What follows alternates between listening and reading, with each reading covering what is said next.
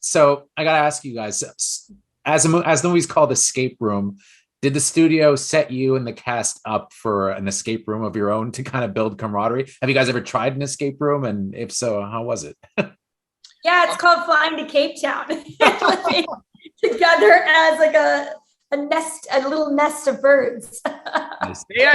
They set that up for the first one, and then scheduling conflicted, and then they were like, well, let them just live the experience. And then upon doing the second one, they didn't even bring it up. So I've been to a multitude of different escape rooms.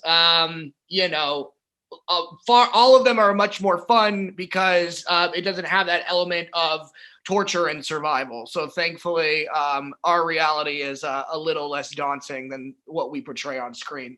So you're back from the first one. How did you find that your character has changed compared to his role in the first movie? Because he does seem like he's quite a bit more kind of matured a little bit. Yeah, I mean, he was very cynical at the beginning of the first one. I think he had kind of given up on life because he was that lone survivor that had been dealing with something so tumultuous in his life. But he survived through it. Who would have thought? And he's had a second chance at life. So I think he wants to give his best effort in everything that he does. And Zoe is such an important part of his life that he'll do whatever it takes to, be by her side through all of this. And he really takes an enforcer role, and he tries to be the hero throughout all of this. And Holland, I love that your character has that condition, which I didn't realize until after I saw the movie is actually a real thing where people can't feel pain. But let me ask you, do you think that would actually be an advantage for something like that? Or would it actually make it more dangerous? Because I feel like you could get really badly hurt and not even know that you're hurt, right? Yeah, I mean, that's the case with this condition, from what I understand in real life, is it's a detriment to, I think as far as staying alive, it at least makes it a bit more, not as obviously painful. I wouldn't call it more enjoyable, but it's painful. But it doesn't certainly, you're not immune from death because you have this condition. Well, I do find that you did a great job, though, kind of evoking the mental anguish that she goes through. She doesn't go through any physical pain, but there's a lot of mental pain throughout it. I thought you were great, especially with the part where I can't give away any spoilers, but you were really good. Thank you. So for both of you, what was the toughest scene physically to shoot? Because I imagine this must have been a tough one to do, because it looked like a lot of it was you guys doing your own stuff, right? Yeah, every element was very taxing. I think I ended up losing like 10 pounds on the film. Oh, really? If anybody needs a new workout routine, get in the torturous escape room. But in any case, I'd say I was encapsulated in a water chamber, and that was very taxing for me. It was cold as all hell, and water torture you can only take for so long, and I felt that every step of the way. Holland, you have a pretty interesting background in horror, going back kind of a long time since you were very young. Why do you think it is that people love the genre so much? I'm always interested to ask that when I interview people that have a big history in horror. Why do you think it is that people love being scared so much? I think it does come down to a very primal vulnerability, that we like seeing people vulnerable. So, whether that's a physical vulnerability or a mental vulnerability, I think that's a big reason why storytelling has the sort of a, snowball effect of popularity that it does today. As far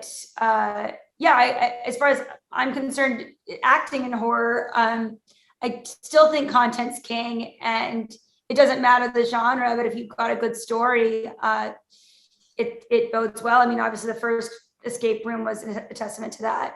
I loved that you got to know these people, they let the narrative breathe, but it also kept up that pacing that you needed for this kind of movie. So that's my 2 cents on the little I know about horror. Well said. Thank you very much. Thanks both of you for your time. Appreciate it. We play the game or we die.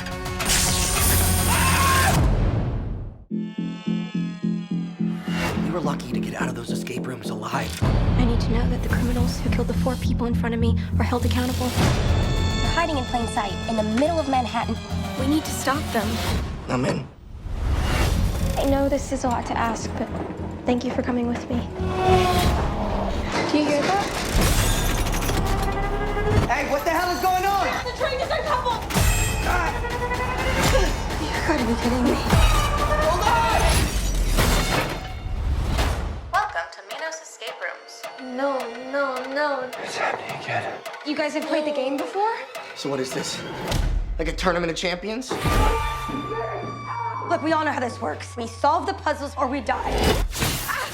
False advertising must be pulled. This ad, yourself is missing an E. So maybe we pull the corresponding handles with a missing letter. Yes! E. Damn it, anyway.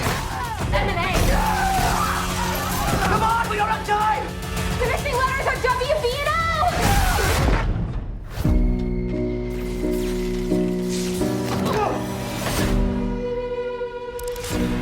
This is way bigger than last time. You gotta try something, right?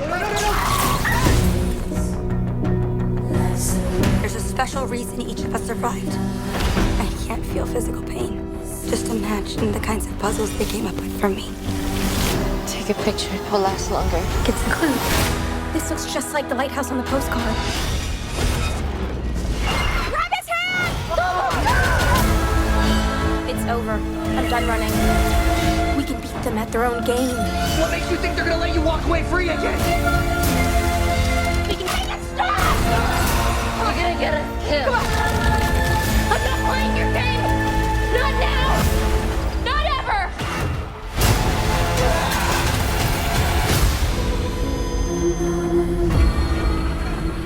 We made it. We made it!